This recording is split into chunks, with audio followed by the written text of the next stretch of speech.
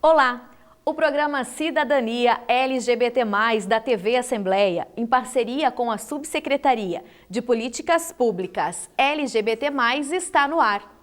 O programa, que iniciou em março deste ano, tem como finalidade debater assuntos de interesse da população LGBT+, sul-mato-grossense, além de despertar a sociedade, de forma geral, para o rompimento das barreiras que o preconceito cria diariamente.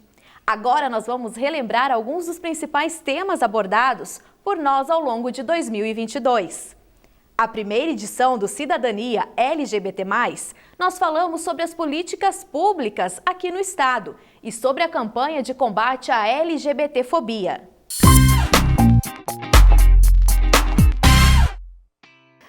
Subsecretário, Mato Grosso do Sul destaca-se, no cenário nacional com as conquistas para a população LGBT+.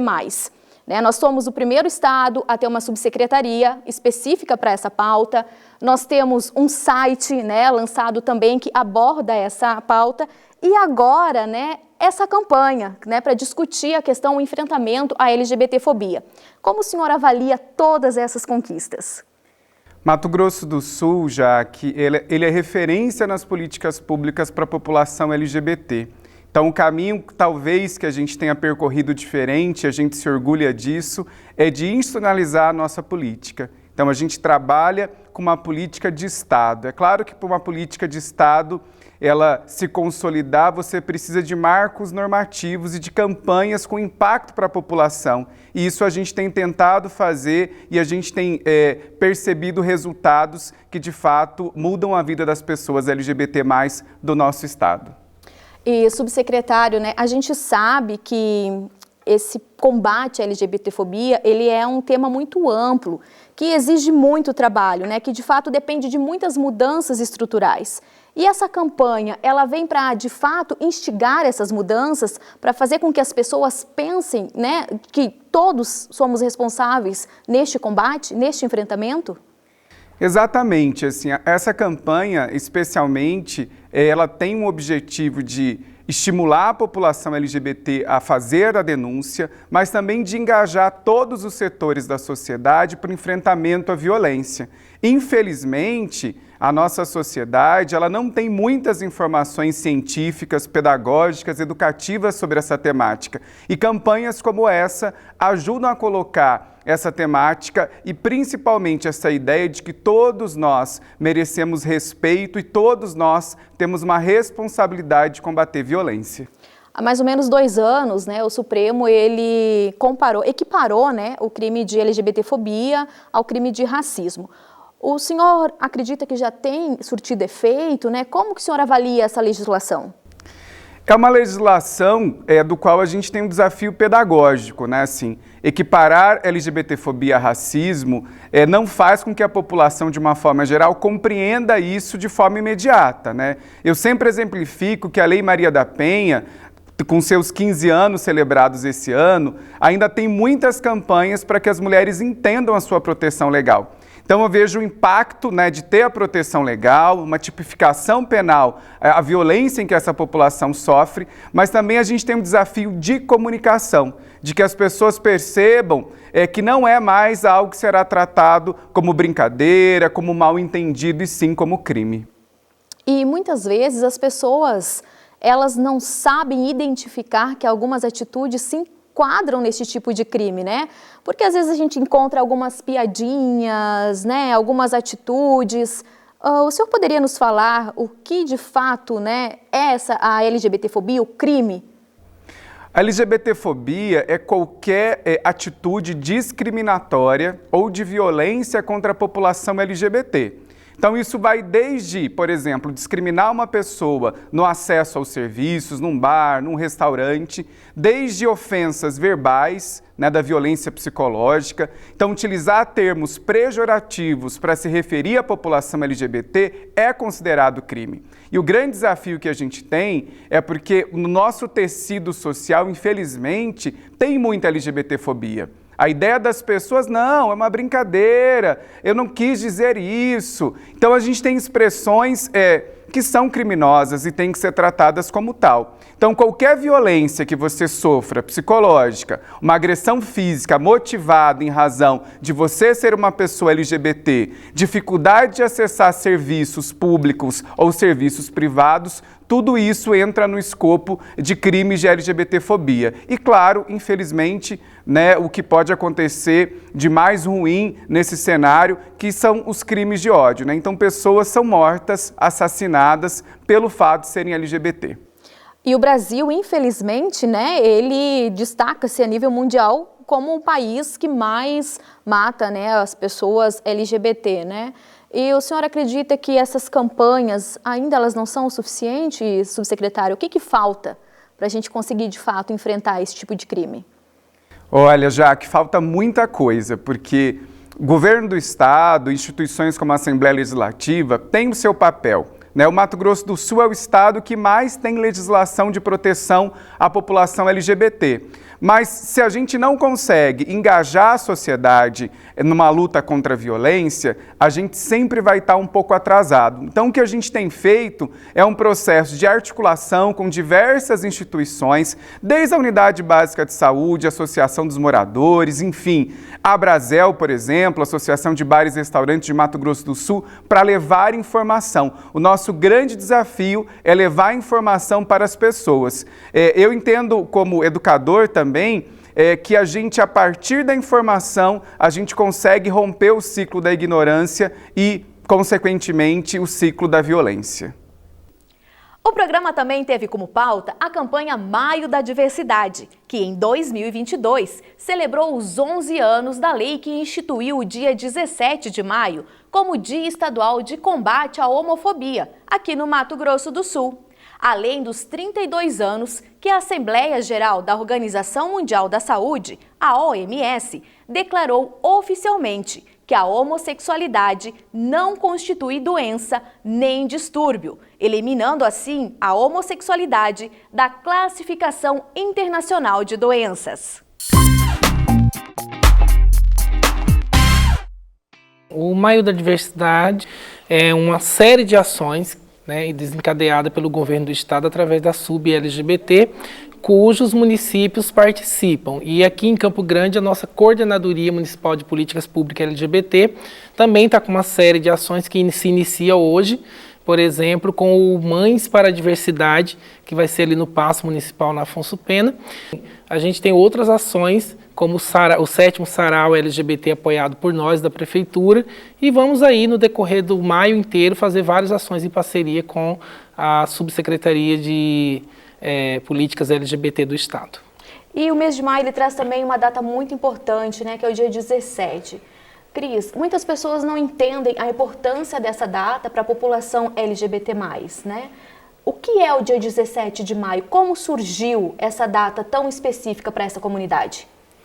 Na verdade, o dia 17 de maio foi quando a Organização Mundial da Saúde retira, né, o sufixo ismo em relação à homossexualidade, por isso que a gente fala sempre em homossexualidade, homoafetividade e não em homossexualismo, como se dizia, né? Porque o sufixo ismo se remete à doença. E a homossexualidade, assim como a transexualidade, a travestilidade, não é uma doença, é uma questão de gênero, uma questão de sexualidade e também de afetividade, né? Porque não fica só ligada à questão sexual. É super importante a gente entender a simbologia desse dia, né, por causa do combate à LGBTfobia como um todo, mas principalmente da homofobia, no caso dos homossexuais. Por quais razões? Porque com esse dia de 17 de maio, a gente tem aí o dia mundial, o dia nacional, estadual e municipal, que funciona tudo, né, intercaladamente no mesmo dia. Então esse dia 17 de maio é um dia que a gente internacionalmente trava algumas lutas, algumas batalhas, né, no combate à LGBTfobia, mais exclusivamente específico aos homossexuais masculinos e femininos. Durante o ano também falamos sobre os esportes com Micaela Lima Lopes, que é vice-presidente do Conselho Estadual LGBT e do Fórum Estadual LGBT.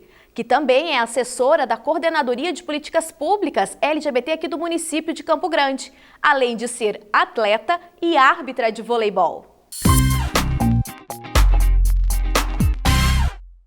Micaela, e para nós iniciarmos esse nosso bate-papo, conta um pouquinho pra gente como que começou essa tua história com o esporte. Então, minha história no esporte começou no Colégio Municipal, no Colégio Domingos Gonçalves Gomes, com a professora Maria de Jesus, inclusive um beijão para ela, que me iniciou nesse esporte tão lindo que é o voleibol, que me fez gostar do esporte. E foi com 12 anos que eu comecei a praticar o voleibol na minha vida, na minha trajetória, assim. E desse caminho de atleta para árbitra, né? Como que foi? Como eu sempre falo, né? Eu adoro o voleibol, independente estando dentro ou fora das quadras. E aí eu penso assim, nada é para sempre, a gente tem que treinar, a gente sofre lesões. Então, durante a nossa trajetória, eu pensei, bom, eu não vou ficar longe das quadras. Então, para eu ficar um pouquinho mais próxima, surgiu a oportunidade de fazer o curso de árbitra, né, aqui da federação. E aí eu peguei, me inscrevi, fiz todo o curso, passei e estou atuando como árbitra aqui dentro do estado de Mato Grosso do Sul. O que talvez as pessoas nem saibam, né, Micaela, que você é uma mulher trans, né? E como foi a aceitação, né, nesse meio esportivo, porque a gente sabe que, infelizmente, né, há um certo preconceito ainda, mesmo a gente tendo avançado tanto, né? Como que foi aqui no Mato Grosso do Sul e a gente sabe que você também está fora daqui do estado, né, participando? Sim, aqui foi um pouquinho complicado, na verdade, toda a nossa trajetória como mulher trans é muito complicado, né? Em relação à aceitação e o preconceito, como eu sempre costumo dizer, o preconceito nada mais é um medo daquilo que você desconhece. Então, a partir do momento que você tem informação e sabe mais sobre o tema, sobre o assunto, você começa a quebrar barreiras e acabar com preconceito. Aqui no Mato Grosso do Sul foi difícil no começo, nada é fácil, né? Desde o nosso nascimento, nosso reconhecimento como mulher trans não é fácil. E foi um pouco complicado na questão de inserção dentro do esporte, né? Porque, como eu digo, o voleibol é um esporte de inteligência, não de força, mas mesmo assim, aí os haters sempre falam, né? Ah, mas vai ter força com as outras adversárias, com as mulheres cis, mas eles não entendem que é todo um processo de hormonioterapia, são anos e anos fazendo esse tratamento hormonal, para você estar apta para jogar. Não é toda pessoa, toda mulher trans que está apta para jogar. A gente passa por uma seleção, né? A gente passa por um processo de hormonioterapia, de retificação civil, tem todo o Comitê Olímpico Internacional, tem regras para isso, né? Então a gente tem um segmento, tem uma regra para poder estar atuando até mesmo no vôlei amador, né? Porque geralmente eles pedem mais, eles são mais criteriosos para os esportes de alto rendimento, que a pessoa recebe para isso, vive disso, né? E a gente não, a gente é amadora, mas mesmo assim a gente segue o regimento para não ter outras pessoas de fora para falar assim, ela está irregular, ela não está correta no que é exigido pelo Comitê Olímpico Internacional. Por aqui também passou a presidente do Fórum Nacional de Gestoras e Gestores Estaduais e Municipais das Políticas Públicas para a População de Lésbicas, Gays, Bissexuais, Travestis e Transsexuais, o FONGES LGBT, a Valdirene Santos. E para nós iniciarmos esse nosso bate-papo, eu gostaria, Val, que você nos explicasse, né, o que é o FONGES propriamente dito. Qual é o papel desta entidade nas políticas públicas LGBT+, a nível nacional? Tá. Então, o FONGES, ele é um organismo criado para aproximar os gestores todos da pauta LGBT, para fortalecer os gestores, para que a gente possa dialogar, para que a gente possa se unir, porque nós descobrimos há um tempo atrás que muita coisa era feita no país inteiro, mas cada um estava num espaço. Nós não dialogávamos, nós não falávamos, nós não sabíamos o que o Estado estava fazendo, o outro estava fazendo, e ficávamos sempre repetindo experiências, muitas vezes experiências que já não tinham dado certo, porque nós não tínhamos essa aproximação. Então o FONGES ele é criado em 2011 com essa perspectiva de nós nos juntarmos, de nós nos organizarmos e de nós nos fortalecermos enquanto gestão pública de política LGBT. E o fórum, ele tem uma sede própria, né? Como que esses gestores municipais e estaduais, eles chegam até vocês? Nós não temos uma sede própria. O que acontece com o fórum é que ele está geralmente sediado onde está a presidência. Então, hoje ele está sediado em Campinas, porque eu assumi a presidência nesses 2 últimos mandatos, e sou gestora do município de Campinas. Então, a nossa sede administrativa está lá.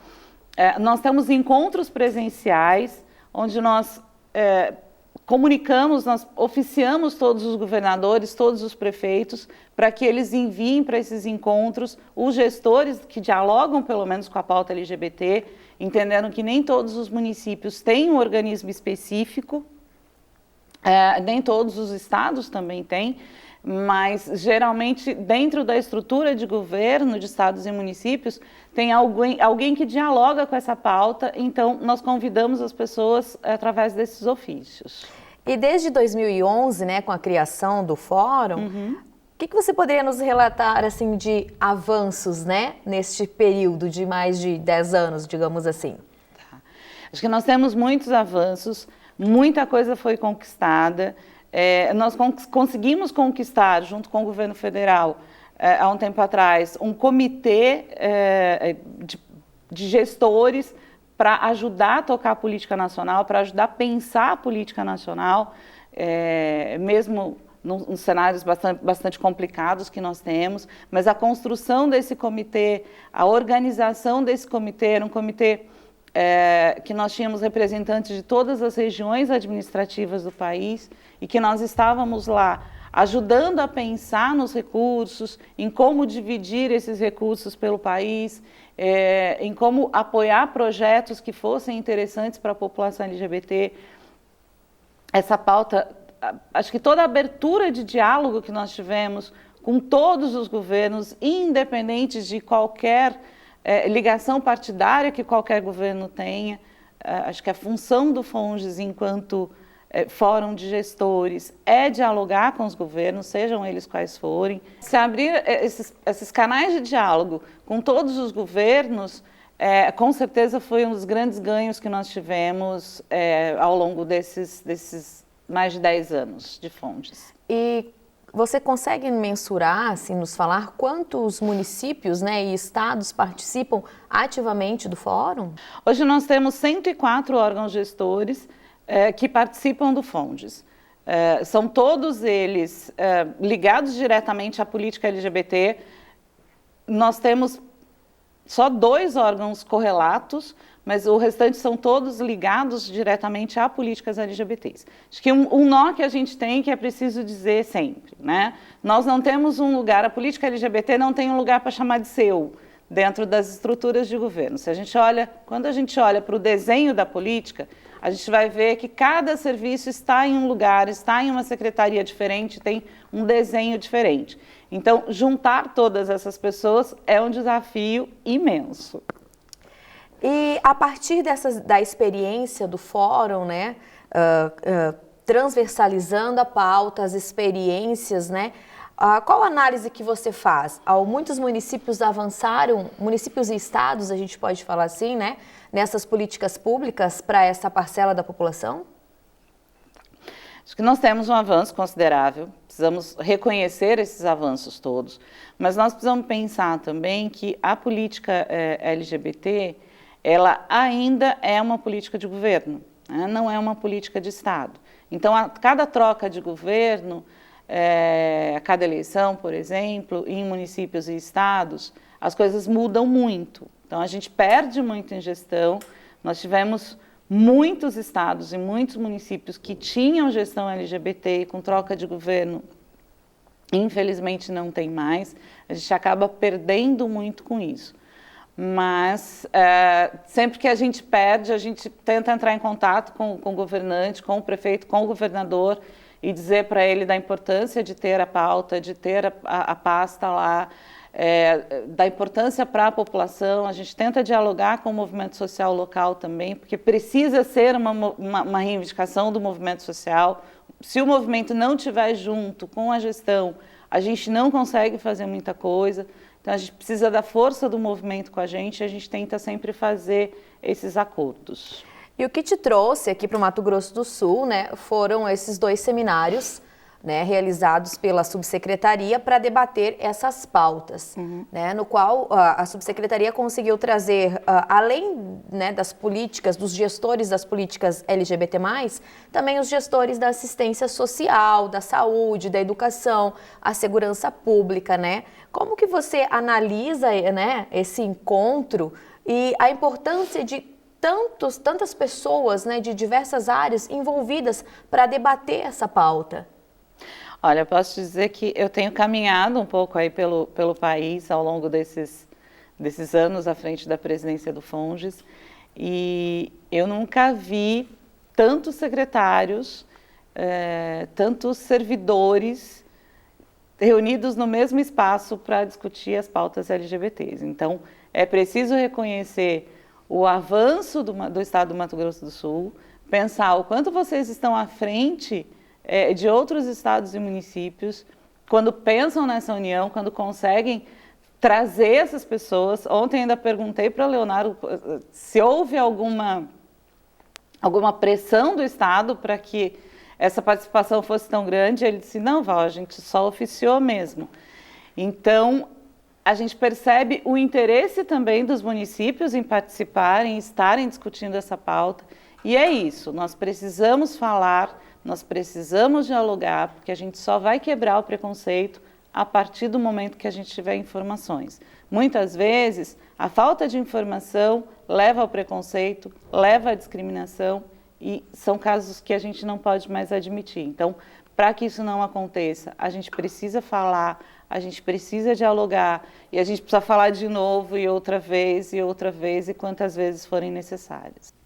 O programa também discutiu a importância da cidadania cultural e temas que impactam nos direitos culturais da população LGBT+ sul-mato-grossense. E focando um pouquinho agora na cultura, qual a importância, Carla, dessa visão, né, desse espaço para esses artistas? É fundamental porque existem algumas expressões artísticas que são da nossa comunidade, né? São características nossas, né? O ballroom, né? A cultura ballroom e a cultura drag são exclusivos da nossa comunidade LGBTQIA+, né? E a gente gradativamente tem conseguido levar essas expressões para dentro desse espaço de cultura, né? Para dentro da fundação e os festivais que têm acontecido pelo nosso estado. E justamente porque é importante que, através da cultura, a gente consegue dialogar com mais pessoas, as pessoas conseguem se expressar e se reconhecer dentro das suas necessidades, dentro ali das nossas vivências, e também conseguem dialogar, dizendo para as pessoas de uma outra forma, né, de uma forma artística e cultural, como que é a nossa vivência, quais são as questões que nos tocam, nos tangem, né, o que a gente pauta, não de uma forma didática, mas sim de uma forma mais expressiva, uma forma que chega ali de uma forma mais emocionante, digamos, para as pessoas de uma maneira geral, tanto para o nosso público quanto para as outras pessoas que não vivenciam que é a realidade de uma pessoa LGBT. É exatamente essa questão. Carla, ainda há um preconceito com essas expressões culturais? Gradativamente a gente vai vendo dentro do meio da cultura, felizmente não, porque existem muitos LGBTs que estão ali diluídos em todas as expressões de arte, né? Então a gente não sente essa dificuldade. O que a gente vem se construindo, né, vem também estimulando dentro do espaço cultural é que esses lugares sejam garantidos, né, para que a nossa cultura seja levada para dentro do espaço de cultura. Mas, felizmente, dentro da cultura a gente não percebe que há ali um entrave ou algum tipo de preconceito maior. Existem situações de algumas pessoas, claro, né? Porque, infelizmente, a gente tem que partir do pressuposto que a gente está numa sociedade que é racista, machista e homotransfóbica, né? Os dados estão aí para comprovar, a gente não precisa bater, né, chover no molhado, né? Mas gradativamente a gente tem dialogado cada vez mais, né, entrado em outros espaços e a cultura, felizmente, é um espaço que a gente tem essa abertura, mas ainda muita coisa para se conquistar, muita coisa para se trabalhar e para se garantir. E vocês que estão diretamente, né, trabalhando e conversando no dia a dia com a população LGBT+, né, qual é o feedback que eles dão, né, dessa nova fase, digamos assim, de poderem de fato mostrarem a sua arte? Olha, os artistas de uma maneira geral e as pessoas que consomem cultura têm ficado cada vez mais felizes, né, de ter contato com essas expressões de arte, de terem podido estar agora garantindo o seu espaço, mas que nem eu falei, ainda estamos em construção, né? A gente iniciou esse trabalho agora a partir da pandemia, iniciou essa entrada, digamos assim, né, a partir da pandemia, mas ainda tem muita coisa que ser construída e colocada, mas de uma forma geral as pessoas estão muito felizes de verem essas expressões ali finalmente sendo reconhecidas dentro do meio cultural. E o que falta, Carla? Né? Como que você avalia para a gente avançar ainda mais nessa questão cultural? Eu acho que a gente ainda precisa, dentro das pessoas que trabalham com cultura, né, tanto os artistas quanto os produtores culturais, precisam se organizar um pouquinho mais para que politicamente a gente consiga apresentar propostas, né, mais concretas para a Fundação de Cultura. Eu vejo uma abertura muito bacana dentro da Fundação de Cultura, mas a gente ainda está no meio de um caminho ali, né, que outras expressões de arte já construíram e já têm asseguradas, né? Então a gente tem ali dialogado, feito esses diálogos, é um debate tanto político quanto social, né? Precisa ter essa dinamicidade dos dois lados para a gente ir ali construindo um espaço cada vez mais sólido e concreto dentro da questão da pauta da cultura. E nessa construção, né, o que a gente observa é que os espetáculos, as apresentações LGBT+, elas têm muita cor, né? Muita Sim, alegria. Exato. Você acha que isso também facilita um pouco do encantamento das demais pessoas da sociedade para assistirem esses espetáculos? Acredito que sim, já que eu acho que sempre quando tem apresentações nossas, existe ali muita vivacidade. A gente acaba trazendo muito esse debate sobre a vida, sobre o orgulho de ser, né, a questão das cores, né, que nos representam. Então, todo esse reforço é bacana e é chamativo, né? Ele chama atenção, ele alegra, ele traz interesse de conhecer, né, do que se trata. Enfim, eu acho que é todo um conjunto que leva as pessoas realmente a terem curiosidade e conhecerem um pouco mais sobre a pauta e sobre as questões que transpassam o nosso debate. E Mato Grosso do Sul, né, o estado destaca-se a nível nacional na questão da construção de políticas públicas para o público LGBT+. Eu acho que a gente também está avançando agora nessa questão da cultura. Exato. Você acredita que nosso estado daqui a algum tempo possa se tornar, a exemplo de São Paulo, um local com muitos eventos para esse público? Eu espero que sim, né? Como eu falei, é um movimento orgânico, né? Como se trata de pessoas, a gente tem momentos que são um pouco mais favoráveis e momentos de atraso, de entrave, né? E aí é esse movimento orgânico, mas eu acredito que seja importantíssimo que as pessoas participem, né? Esses momentos, por exemplo, de cidadania, por exemplo, dentro um dos eixos que a gente está debatendo, que é a questão de cultura, é importante que o pessoal tanto que consome quanto as pessoas que produzem cultura no nosso estado, elas respondam essas questões justamente para a gente ir também norteando e dando ali o direcionamento para os órgãos que são atuantes dentro da questão da cultura, né, que provocam e trazem espetáculos para a gente. Então eu acho que esse movimento não pode parar, a gente não pode chegar num lugar onde a gente, não, agora está tudo conquistado. Não, a gente tem que sempre estar dentro desse debate, dessa construção, dessa provocação, né, dessas reflexões sobre o que mais que a gente quer. E aí, a partir disso, a gente consegue, se a gente estiver sempre em movimento, eu acredito que a gente consiga cada vez mais ir ampliando e trazendo para o cenário nacional o que a gente tem construído em relação à cultura aqui no estado de Mato Grosso do Sul. A retrospectiva do programa Cidadania LGBT+, fica por aqui.